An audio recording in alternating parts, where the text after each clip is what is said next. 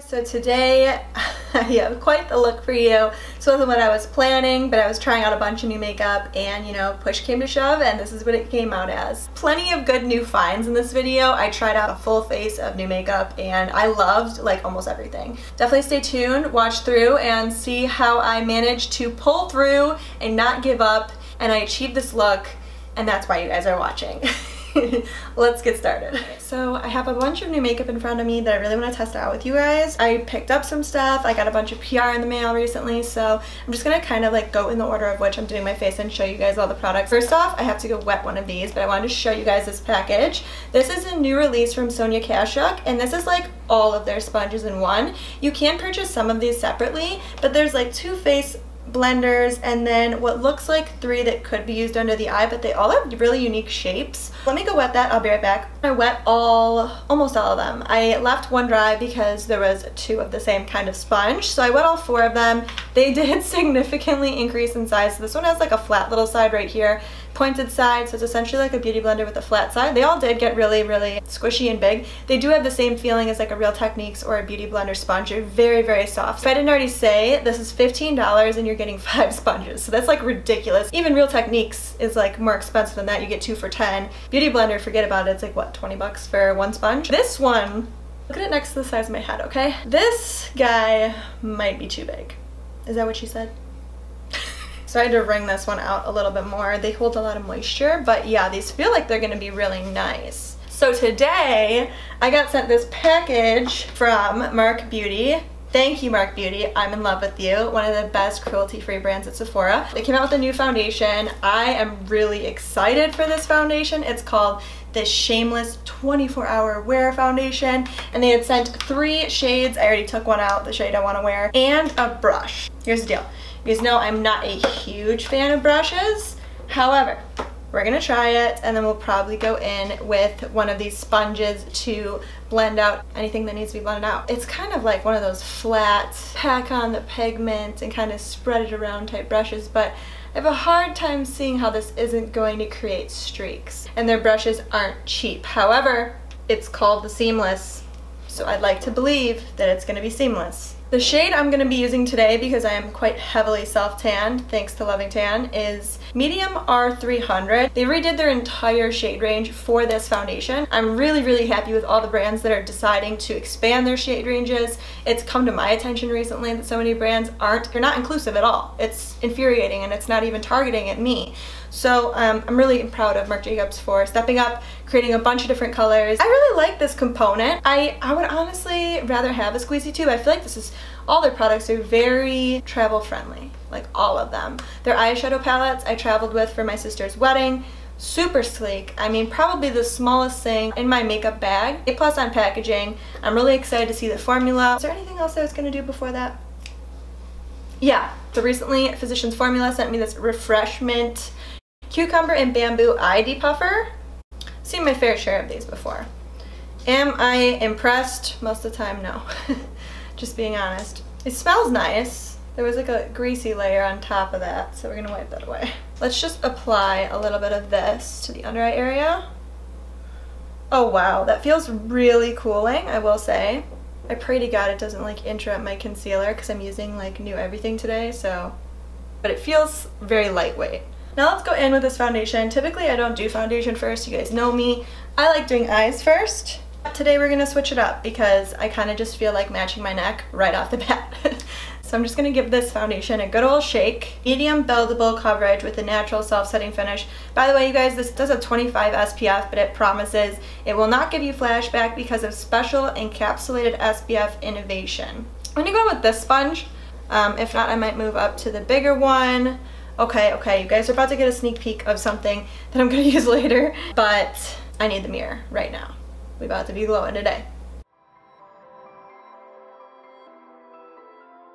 The moment when you realize you were supposed to use the brush first to test it out. I'm all over the place today. Since they sent one, we have to try it. I know I have a small layer on right now. It was kind of on the sheer side, but it was medium. So now I'm gonna try out the Seamless brush and we shall see how seamless she is. Ooh, honey, right off the bat I can tell this is going to intensify the coverage. But just being honest, I would not apply my foundation with only this brush. I can already tell I'm going to need to go in with a blender. I mean, the fact that it can even cover my under eye circles this much shows you that it is definitely medium buildable. I did have to go back in with the Beauty Blender. I would not use that brush alone. Just so you guys can see what's going on with this sponge. It's kind of got this interesting divot happening, and I don't really know how to show you guys. Do you see that? It's like down the middle. It's still working pretty well, but not as well as I was expecting it to. We'll see when I do concealer with one of these other guys how it works out. Foundation wise, you guys can probably tell I didn't put on a primer. I normally don't put on primers. That might surprise a lot of you guys. Sometimes primers will break me out, so I just decided to skip it today. That's how I typically test out a foundation. Also worth mentioning, this doesn't have much of a scent, but you can faintly smell a little bit of sunscreen. It doesn't smell heavily fragranced. It does fade very quickly. Next product I want to test out is something I bought when I was at Target recently. It's this Pixi Corrector. So this is the color. It's not too orange. They did have a darker shade if you're deeper in complexion. I'm going to go in with my Sigma Concealer F75. You want to be kind of precise when applying a corrector. It doesn't need to go everywhere like a concealer does. Maybe a little bit in the inner corner too, but not too high up. The consistency of this reminds me of the Becca one, and I've gone through so many of those, so I'm really excited. I'm gonna go in with this pointy on both ends sponge, and I hope it's not too wet. Let me wring it out a little bit. Never want your sponges to be like sopping wet because they're not gonna work very well. I've only blended out one eye and I'm obsessed already. It's so creamy when you apply it, but then it blends out to be this very matte finish, and it's not creasing, it's not settling into my fine lines. Even without concealer, it looks amazing, and I really like the sponge for applying it. So both of those products are a huge plus for me. I'm so excited about this. I am such a fan of Laura Mercier face products. This is all of the shades. I have the one already picked out that I'm going to use today. So this is their Flawless Fusion Ultra Long Wear Concealer. And I'm very particular about my concealers, especially for the under eye area. We're gonna give it a go. The shade that I'm going with today is 2N. This might be a little light. This is what the applicator looks like. This is way more yellow than I would typically go, but I think I can get away with it because I'm so self-tanned.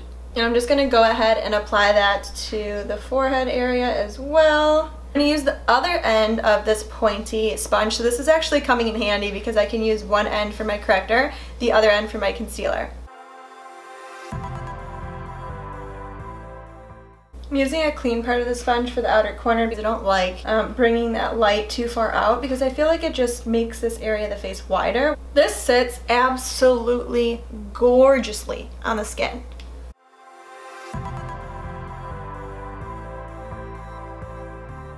This sponge, since it's so pointy at the tip, is really good for getting in that inner corner. The coverage of this concealer is pretty amazing. That it looks less cakey and more skin-like than Tarte Shape Tape. It's like the perfect mix of gel-like and creamy, not cakey at all. So I think it's only fitting that I use the Laura Mercier setting powder. Normally I would do my eyelid. I think this is really weird, but I want to test out a primer that's not this concealer.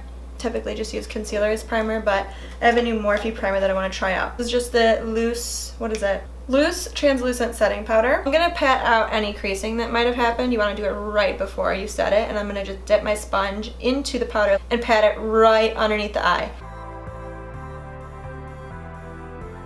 When you set, you don't want to just dab straight in. You want to go back and forth because you're really trying to set inside of those deep creases you might have. Maybe it's just me and everyone else's under eye is baby smooth, but I still crease after I set sometimes, so I have to like really get in there and make sure that the powder is in those creases. I'm just gonna wipe away with this the Y9 by Morphe. I'm so happy about these face products. I think that so I don't look so crazy, we're gonna go in and do my brows. These are just products that I use all the time, nothing new here, so I'm gonna speed through this part just so that we can get to the other goodies. Brows are on, they're looking a little bold today, but once this glam is on, they'll look fine. Next, I'm thinking about using the new Morphe 24G Grand Glam palette. This palette is absolutely stunning. Can you guys tell how big these pan sizes are? They're actually double the size. Based upon the look I have in mind and everything, I think we're gonna do neutral, don't kill me, but we're gonna do a different technique, thinking kind of a cut crease halo eye. So before shadow, we're gonna try Morphe's new primer. This does say it's translucent, so I'm hoping that if I pack on an all over lid color after applying this, that I can still mute out this discoloration I have going on in my eyelids. That's why I typically just use concealer. And then I'm going to blend it in with the same sponge that I used for my eyes, but not the side that we powdered with. It did cancel out a good amount of color. I don't know what happened, but it just kind of like got gloppy on that eye when I tried to blend it in. I don't know if it's like the product dries down quickly. I'm just going to apply a tiny dab more on this eye and see if I have that same problem. I didn't really have that problem when I blended it out right after applying it. I'm going to set the lid, but I want to use like a flesh tone. I haven't talked about this yet on my channel or on my Instagram, but this is the Park Ave Princess Contour Highlight Palette from Tarte. So I'm just going to take these shades over here and kind of mix them and set the lid with that, and I'm just going to use the same Y9. I just want something with a little bit of pigment and almost set the primer. I'm not a fan of blending on top of a sticky base at all. I'm going to start by applying a really light shade to the transition, and then we're going to build it up from there. For first colors, I'm going to go in with these two shades. Lighter one first, and then maybe I'll mix them. I'm just going to grab this Morphe M513 brush, and I'm going to dip into the lighter of those two shades. No tape today. I'm being ballsy. I know this shade doesn't really look like much, but I really want to work slowly. Apply a little bit of powder right where any fallout may occur, because I also didn't set my face yet, which is way different than I normally do it. This part can be very sloppy. You just want to get it in that crease, in that outer V. This is the framework. Next, I'm going to be using this Morphe M518 brush. I'm going to dip into a little bit of this darker shade right here, and I'm going to mix that with this first shade to kind of create a hybrid. I do wish this palette had like one more in-between transition shade. We're going to put this right in the crease, but we are going to do it a little bit lower.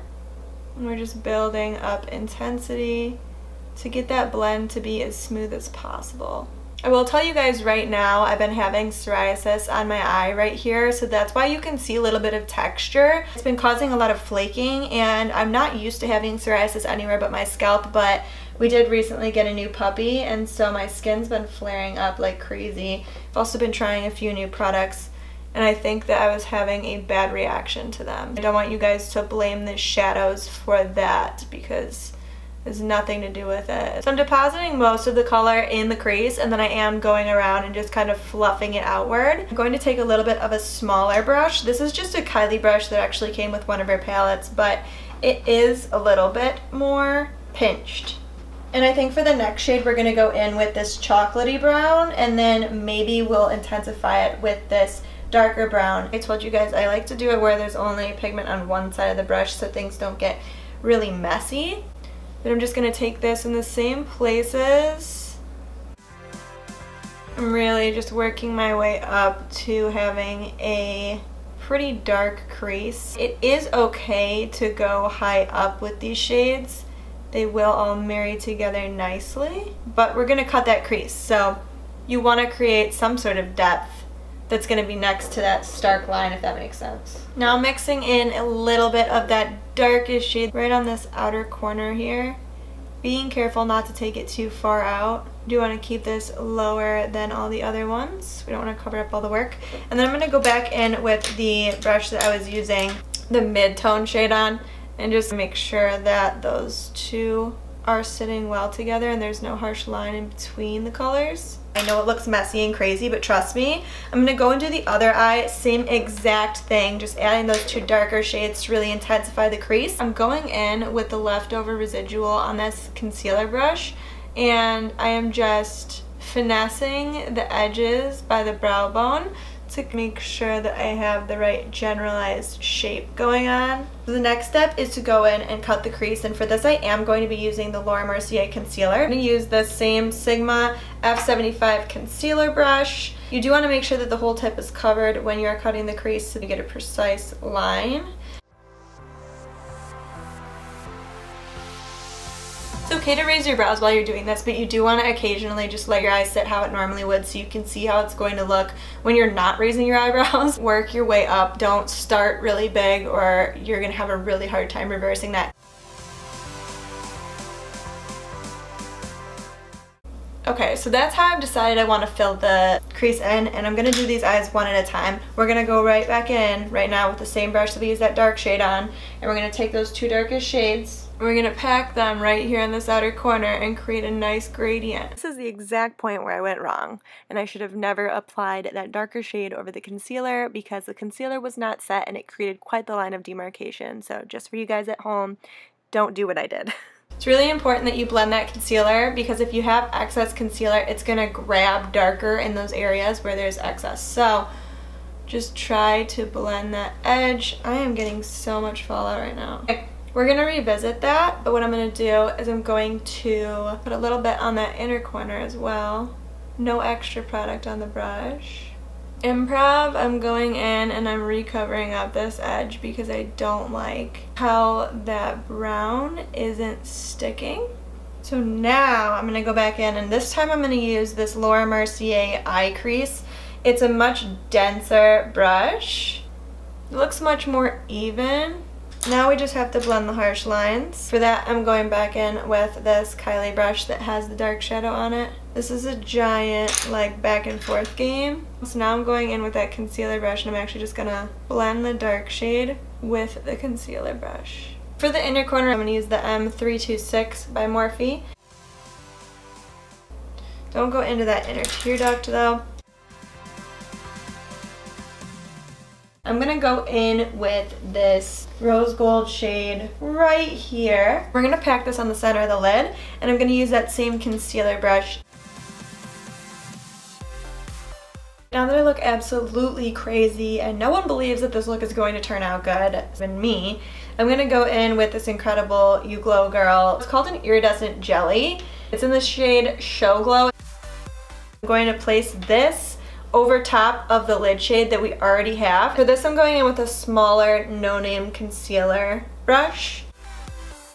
In my opinion, things like this save the look, because right now, without liner, without lashes, without it cleaned up, this looks like an absolute fail. And a lot of the times with makeup, you have to trust the journey.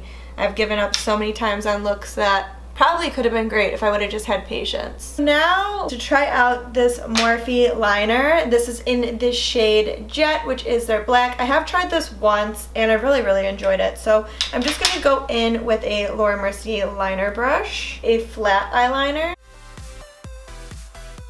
I was majorly messing up on my eyeliner. It just was going too high. It's really hard to do gel liner, or any liner for that matter, over top of glitter of any sort. So how I'm going to fix that, and how I usually fix it to disguise it, is I use this LA Splash glitter. This is a liquid, so it's actually really easy to draw on and fix your mistake. Just because this whole eyeshadow on the outer corner is giving me an issue, I'm just going to do a wing.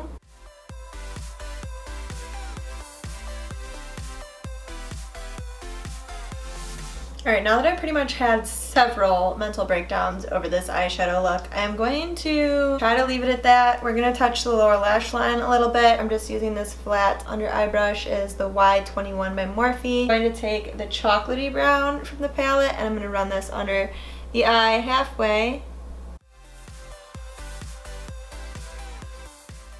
I'm going to go in with the darkest shade and just touch the outer corners. I'm going to go over it with just anything on this brush.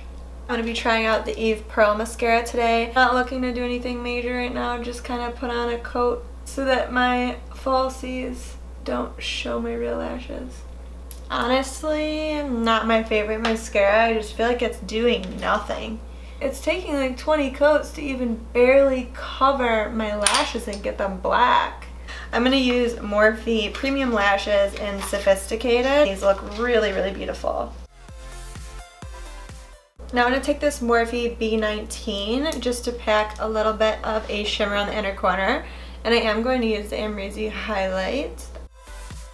For lower lash line, like waterline, I think I'm only going to do this Morphe black gel liner on the very outer edge. I just want to quickly bronze the face, highlight, put on a lip, and we're done. I'm going to take this Marc Princess Tarte palette, and I'm just going to take Carrot, which is this cool tone shade, and this shade next to it called Princess Cut. I'm just gonna put those on this Wet n Wild fluffy brush. Doesn't have a name. I'm gonna go in and do the perimeters of my face. Everything that could go wrong today is going wrong. So pretty much because I never set my face, that bronzer just really grabbed. So I'm just working it in with one of these Sonia Kashuk sponges. I'm just going to skip blush for today. I really just want to play with this Amrezy highlight. It is so stunning. I'm going to take it on this Morphe MB43. It is a synthetic brush. I find that this brush picks up highlight like no one's business. Oh yeah. Leave it up to Amre to come out with the world's most blinding highlight. So now that we are glowing, I'm gonna go put on this lip. This is the Anastasia Beverly Hills Stripped Liquid Lipstick. This isn't like a new launch or anything, but this is a new product to me. This was my entire look. It was quite the journey. Honestly, this was a mess. I'm one of those people that tries to learn from my mistakes with makeup. I really hate washing everything off. Something about it is so defeating. So I did sit here. It took double the time it normally would have, but I think I came through and I made it look decent. This is a very intense glam. Half the time I do my makeup, it doesn't come out what I was expecting. Things just happen and you kind of have to flow with it. And I'm pretty pleased with it. So I just hope you guys are inspired in any way by this, and I hope maybe you like some products or you took some tips for blending or how to fix a mistake, because I had a lot of them. Hope you guys liked this video. Give me a thumbs up if you did. Subscribe if you aren't already, and let me know in the comments down below what videos you guys would like to see from me in the future. I definitely have some ideas up my sleeve. I heard you have to hit the notification bell twice now to actually get notified every time someone posts, but check the description box for any products that I didn't mention down below, or if you missed anything and want to find what I used. And I will see you guys next time. Bye!